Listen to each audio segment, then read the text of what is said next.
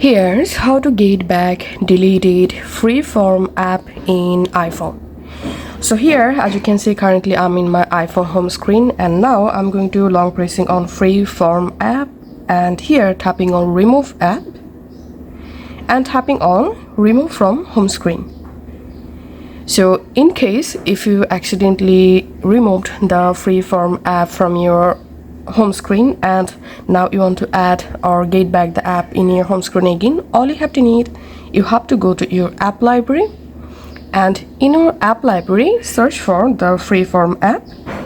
Now long press on Freeform app and here tap on add to home screen, and the app will again add into your home screen just like so.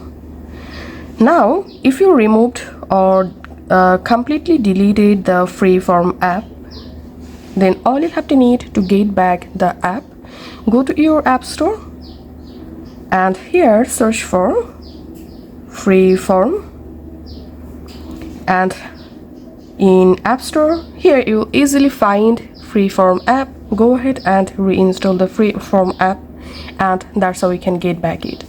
Thanks for watching.